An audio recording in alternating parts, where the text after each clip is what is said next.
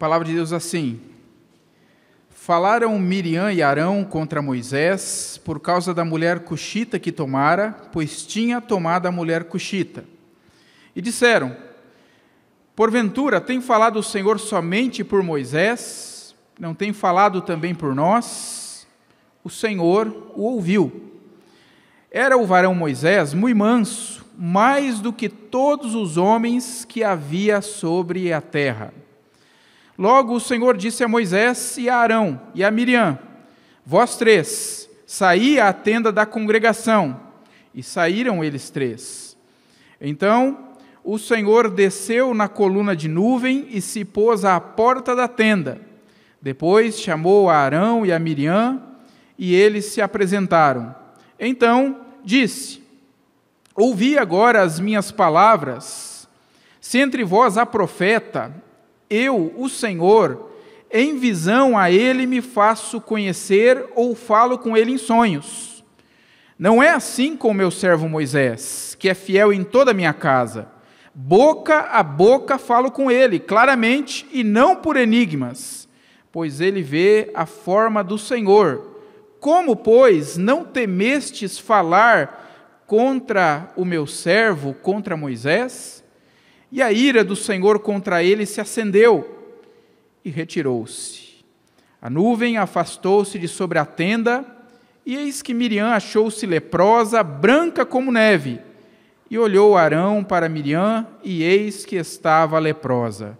Então disse Arão a Moisés: ai, Senhor meu, não ponhas, te rogo, sobre nós este pecado, pois loucamente procedemos e pecamos. Ora, não seja ela como um aborto, que saindo do ventre de sua mãe, tenha metade de sua carne já consumida. Moisés clamou ao Senhor, dizendo: ó Deus, rogo-te que a cures.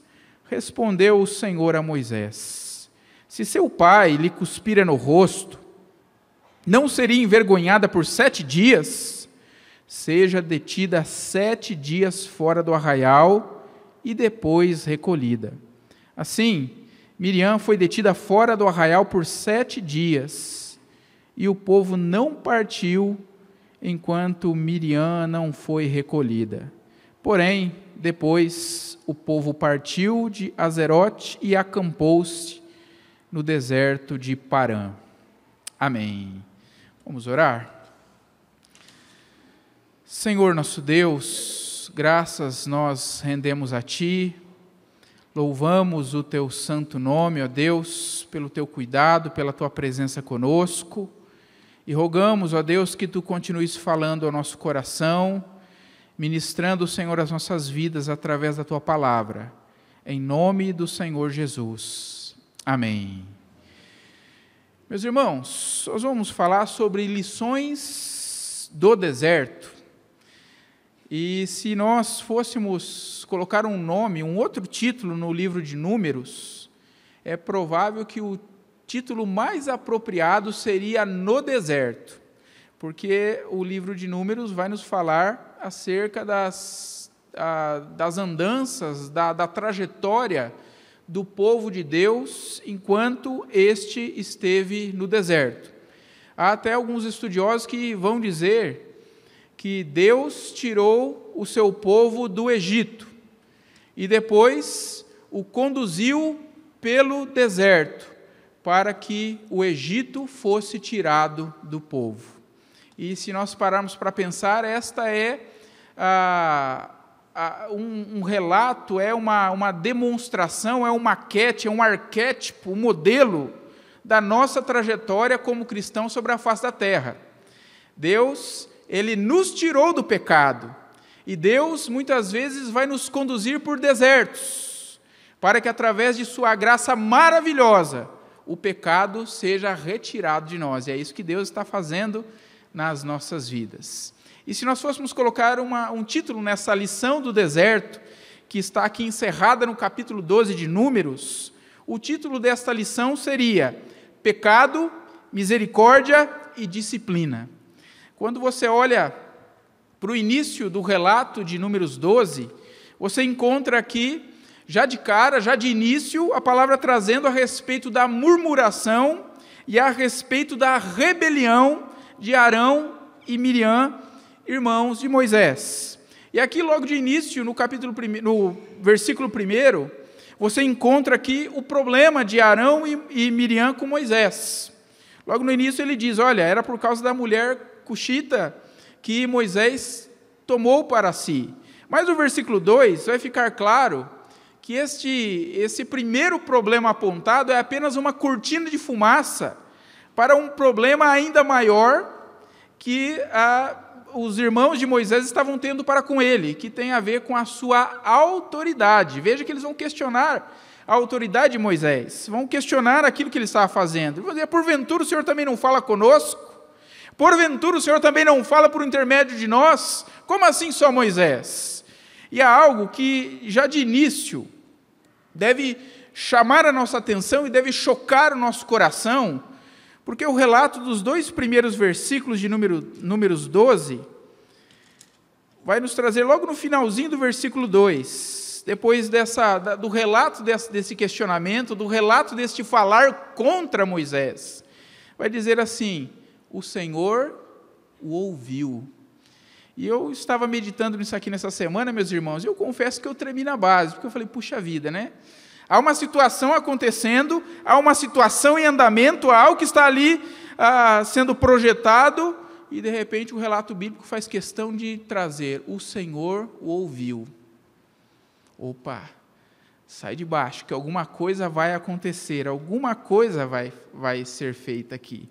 E nós começamos a pensar, aquilo que poderia ser apenas uma questão familiar, porque eram irmãos de Moisés, toma agora também uma proporção pública, ou uma proporção diante de todo o povo de Deus, porque não era apenas uma questão simples familiar.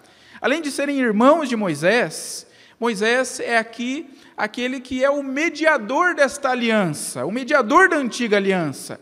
É aquele que media numa aliança antiga que aponta para uma completa e perfeita que seria manifestada na história através de Jesus, o perfeito e cabal mediador desta aliança.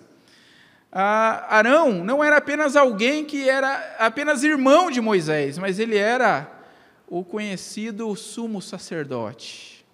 Miriam era aqui a líder das mulheres, e também uma profetisa, líder das mulheres do povo de Deus ali. Estava à frente, ele tinha uma projeção. Então, esse caso começa a tomar uma proporção ainda maior. Mas o fato é que a palavra diz que o Senhor o ouviu. E quando a gente passa a olhar para todo o capítulo 12, para todo o capítulo que lemos, nós vamos encontrar aqui inúmeras lições que vão falar ao nosso coração. E eu agrupei essas inúmeras lições em 3 grupos. 3 grupos de lições. O primeiro grupo é o grupo que fala das lições que tratam acerca do pecado. Se você olhar para a palavra de Deus, logo no início nós já temos aí a primeira lição nesse grupo do pecado, que vai nos alertar, dizendo, cuidado quando falar de alguma autoridade. Veja que eles falaram contra, e o falar contra aqui não é apenas uma conversa, como alguém assim, ô Moisés, chega aí, vamos tomar um café e vamos conversar, e nós queremos apontar algumas coisas para te ajudar. Então a ideia é que falaram pelas costas, falaram contra o servo de Deus, contra Moisés, e a palavra vai dizer que o Senhor ouviu. Esse é o primeiro ponto. Então nós precisamos ter cuidado quando nós falamos de qualquer autoridade que seja, porque há um princípio bíblico por trás disso. Esse princípio bíblico vai nos dizer que não existe autoridade que não seja constituída por Deus. Romanos 13. Não há nenhuma autoridade que não seja constituída por Deus. Pode ser que nós não concordemos com algo. Pode ser que nós olhemos e digamos, olha, não é assim, mas eu preciso me submeter à autoridade. Há apenas uma exceção que desobriga o cristão a submeter-se à autoridade. E essa exceção é se porventura essa autoridade querer me obrigar a fazer alguma coisa que esteja contrário à palavra de Deus. Porque se a autoridade viesse e baixar um decreto, quem sabe presidencial, um decreto nacional, uma lei federal que venha nos obrigar a fazer alguma coisa contrária àquilo que Deus nos manda na sua palavra, nós temos o dever de desobedecer essa autoridade, porque a palavra nos diz que antes importa obedecer a Deus do que aos homens. Mas, fora essa exceção, nós precisamos estar submissos às autoridades. E às vezes a gente se pega muito nisso, né, quando a gente olha para a política, para o cenário político, e às vezes tem alguém que está no poder que nós não concordamos muito. E nós não temos o dever de falar mal, mas nós temos o dever de orar. Seja eu concordando com ele ou não, eu preciso orar pelos meus governantes. Eu preciso orar pelos homens que se acham investidos de autoridade, e não falar mal, e não me levantar contra, não falar contra, como é o caso aqui de Arão e Miriam falando contra a autoridade de Moisés. Então, cuidado quando falar de alguma autoridade, porque não há autoridade que não seja constituída por Deus. Mas há uma segunda lição que ainda fala sobre essa questão do pecado. A segunda lição que fala sobre a questão do pecado é que pessoas usadas por Deus podem cair e podem falhar. Veja que Arão, veja que Miriam, numa história muito próxima aqui, já haviam sido inúmeras vezes usados por Deus. Foram instrumentos de Deus, assim como continuaram sendo instrumento de Deus. Mas mesmo sendo usados por Deus, chegou o momento em que esses dois irmãos vão errar e vão pecar e vão cair e vão desagradar a Deus, falando contra o servo de Deus, contra o seu próprio irmão Moisés. A palavra nos fala que aquele que está em pé se prepara que vai cair? Não, mas cuide para que não caia. Não quer dizer que necessariamente ele vai cair, mas aquele que está em pé, ou aquele que julga estar em pé, precisa se cuidar, porque ele pode cair, ele está sujeito a cair, ele está sujeito à falha, assim como esses irmãos erraram, pecaram, e o Senhor ainda por cima o ouviu. Nós também podemos, num dado momento, estarmos sendo usados por Deus, mas num dado momento também estarmos caindo, desagradando a Deus, desagradando ao Senhor. E essa lição vai chamar a nossa atenção para o fato de que mesmo pessoas usadas por Deus podem cair e podem falhar, porque nessa trajetória do deserto, o pecado ainda não foi removido de nós inteiramente. Estamos livres da culpa do pecado, estamos sendo santificados, mas nós ainda lidamos com as pressões da nossa natureza pecaminosa.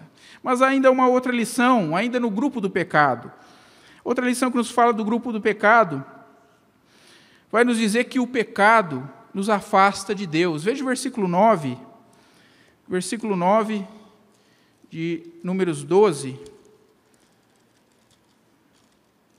já está aqui quase no final da tratativa do Senhor, e a palavra vai dizer que a ira do Senhor contra ele se acendeu, e o Senhor retirou-se. Ali, a manifestação de Deus trazendo uma correção para uma situação pontual de pecado, mas o Senhor se retira. E essa lição vai falar conosco que o pecado sempre vai nos afastar de Deus. O profeta Isaías já disse isso, que os vossos pecados fazem separação entre vós e o vosso Deus. As vossas iniquidades fazem com que ele esconda o rosto para que ele não vos ouça. E sempre quando nós estamos vivenciando alguma situação de pecado, sempre quando nós estamos lidando com o pecado nas nossas vidas e nós não o confessamos a Deus, nós vamos estar, em algum sentido, privados, em algum momento ali, distantes desta comunhão tão preciosa que nós temos com Deus. É muito propício nós termos cantado logo depois do momento de confissão, esse cântico que diz: mas agora eu confessei o meu pecado.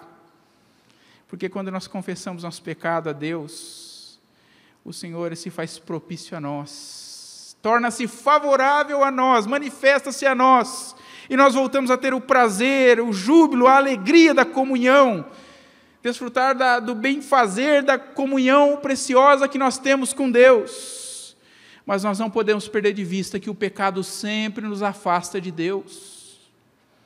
Há uma outra lição no grupo do pecado, que vai nos falar que o pecado também tem consequências. Veja o versículo 10, Números 12, versículo 10. A palavra diz que a nuvem afastou-se de sobre a tenda, e eis que Miriam achou-se leprosa, branca como a neve. E olhou Arão para Miriam, e eis que estava leprosa. Aqui, no caso, a consequência é uma correção, uma medida corretiva de Deus com relação a esta mulher. Mas sempre quando nós embarcamos ou enveredamos num caminho de pecado, nós não podemos perder de vista que o pecado sempre traz consequências danosas para as nossas vidas. Sempre estaremos sujeitos a enfrentarmos as consequências de coisas erradas que nós fazemos e que muitas vezes não estão ligadas com a vontade de Deus. O pecado tem consequências. E esses irmãos provaram das consequências desse pecado. E essa história está aqui relatada para nos chamar a atenção, para trazer a lume, para trazer diante de nós o fato de que nós precisamos cuidar com relação ao pecado, porque o pecado é uma coisa séria. O pecado não é brincadeira. E ele pode comprometer a nossa jornada com o Senhor de maneira significativa. Eu não estou dizendo que há algo que possamos fazer que venha nos privar dos propósitos de Deus em nossas vidas. Louvado seja Deus, porque aquilo que Deus tem como propósito nas nossas vidas há de se manifestar, porque Ele é soberano, Ele disse, a sua palavra não volta atrás. Mas quantos são os planos, quantos são as bênçãos, são as situações que nós poderíamos estar provando coisas gloriosas em Deus, e nós retardamos tudo isso por causa do pecado. Nós precisamos considerar essas lições que a palavra de Deus nos fala, nos traz acerca do pecado. Mas há um segundo grupo, que esse texto também nos fala, o grupo da misericórdia. E aqui há algumas lições que estão encerradas no grupo da misericórdia. E a primeira que eu desejo chamar a nossa atenção está no versículo 3, quando a palavra de Deus nos fala a respeito da mansidão de Moisés. Veja que a contenda está acontecendo, o texto não nos dá base para a gente dizer que Moisés estava sabendo dessa conversa que estava acontecendo aqui, e também não nos dá base para dizer que Moisés não sabia, mas o fato é que o texto faz questão de registrar que era o varão Moisés muito manso, mais do que todos os homens que havia sobre a terra. A palavra aqui no hebraico, para manso, ela pode ser melhor traduzida por humilde. Ele tinha uma humildade, tinha essa mansidão que é fruto do Espírito Santo que o Wesley leu aqui na liturgia, que não era algo humano, não era algo que pode fluir de um coração, não pode fluir de nós mesmos, mas era algo que vinha da parte de Deus. E eu e você não somos naturalmente assim, mas eu e você podemos ser assim, se nós tivermos comunhão com Deus. Se nós buscarmos a presença do Senhor, se nós formos cheios da palavra de Deus, se nós buscarmos sermos cheios do Espírito Santo, esta mansidão será o resultado desse relacionamento com o Senhor. Esta humildade para lidarmos com as situações que muitas vezes vêm sobre nós. E eu fico aqui pensando, se Moisés ouviu aquilo que estava sendo dito a respeito dele, isso aqui é mais um indício para dizer que ele não reagiu como, quem sabe, a maioria de nós reagiria se nós soubéssemos de uma situação como essa. Como é que você reage se você descobre que alguém está falando mal de você? Qual é a sua reação? Veja que a palavra vai nos frisar que Moisés era muito manso. Não era alguém que era um pateta, não era alguém que era um bonachão, alguém podia fazer qualquer coisa com ele. Mas era alguém que tinha o poder nas suas mãos, mas esse poder estava debaixo de controle. É poder fazer alguma coisa para se vingar e não fazê-lo. Isso, meus irmãos, é somente a graça do Senhor. É o fruto do Espírito Santo de Deus, sendo trabalhado, sendo produzido, sendo gerado nas nossas vidas. É o caráter de Cristo sendo formado em nós. Mas dentro do grupo da misericórdia há uma outra lição. Dentro do grupo da misericórdia, nós entendemos também que Deus é a nossa defesa quando nós o estamos servindo. Quando nós entendemos que precisamos ser mansos, quando nós entendemos que é Deus quem coloca em nós a mansidão, essa humildade, para suportarmos as situações, é Deus quem se levanta em nossa defesa. Por que você não precisa se defender? Porque é Deus quem vai te defender. Veja que dos versículos 4 até o 9, o texto vai relatar aqui as providências que Deus tomou. Porque lembra que ele disse lá no início, o Senhor ouviu, agora o Senhor vai agir. E o Senhor chama os 3. Fala, venha vocês 3 aqui na tenda da congregação. E ali eles vão ser confrontados pelo próprio Deus. Eu fico pensando, que situação. Por um lado é até bom, porque se Deus está confrontando, nós vamos ver depois que o propósito dele é sempre que nos confronta é trazer restauração. Mas por outro lado é terrível você ser confrontado por Deus, você vê o quão sério é mexer com as coisas de Deus. Ele vai dizer para esses 2 irmãos, como é que vocês não temeram falar contra o meu servo?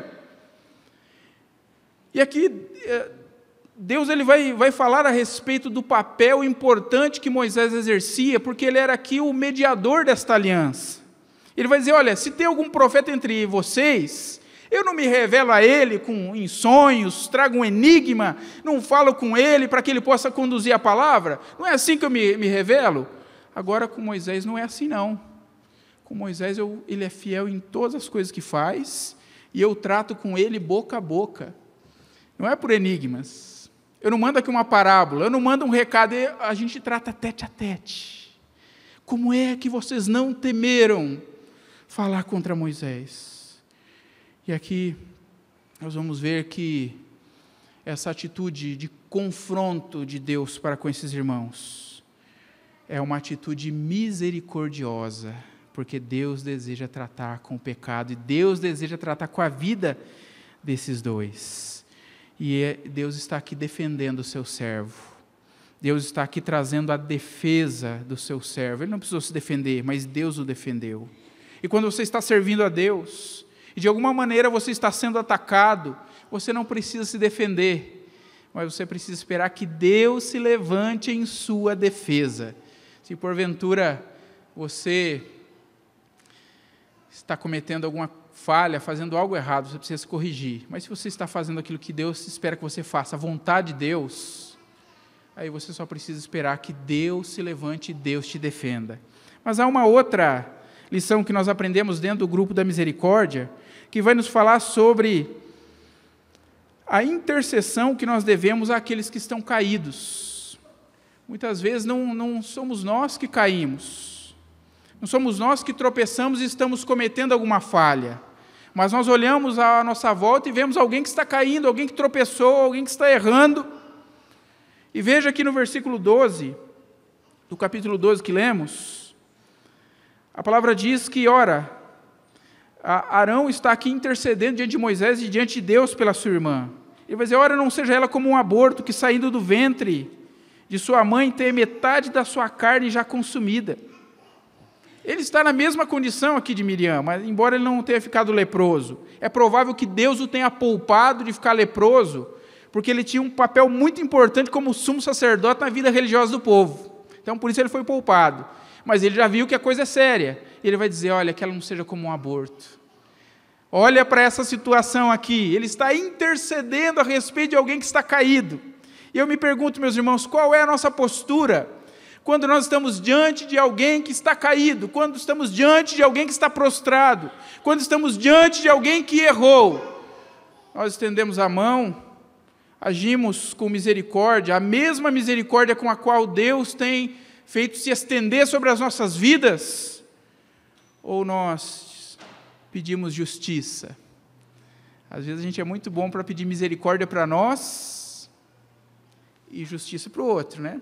A gente não inverte, fala, oh meu Deus, tenha misericórdia desses que caíram, mas olha, para mim eu sou tão pecador, tão miserável que o Senhor tem que trazer justiça sobre mim. Não, a gente ora o contrário. Faz justiça no outro, mas para mim eu quero misericórdia.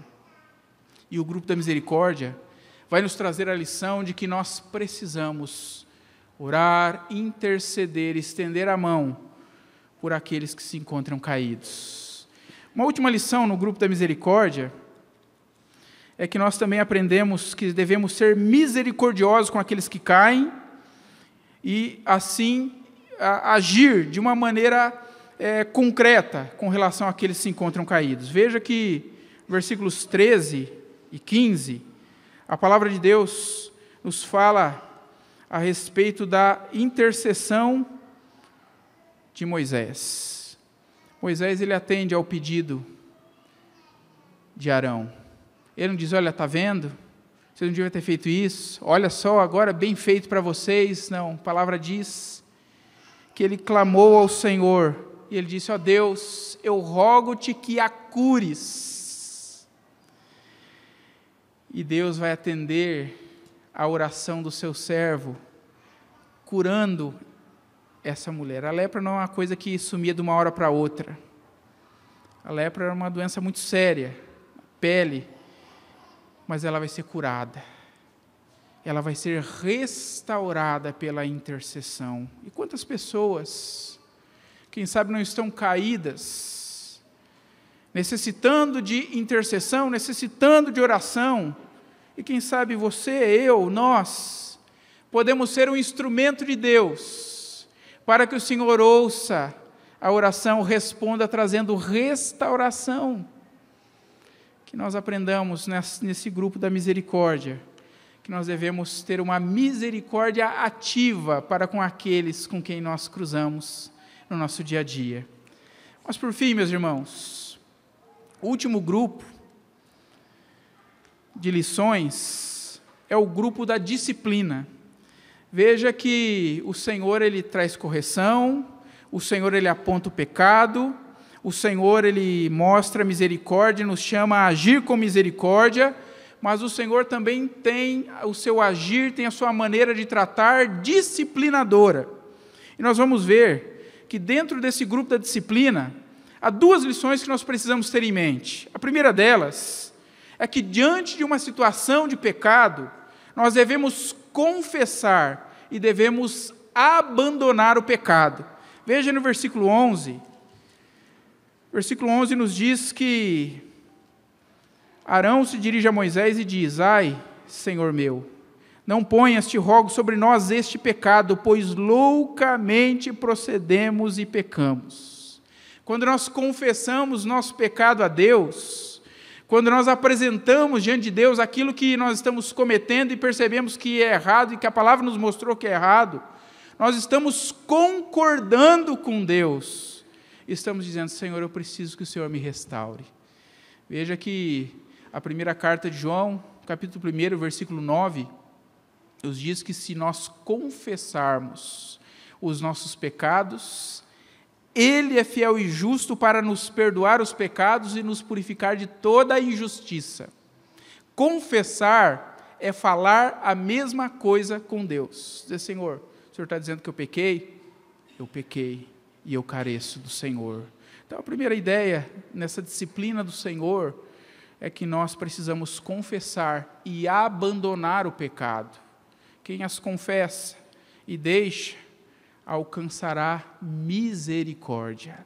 Segunda lição que nós aprendemos é que Deus, sempre quando Ele nos disciplina, é para que nós sejamos restaurados.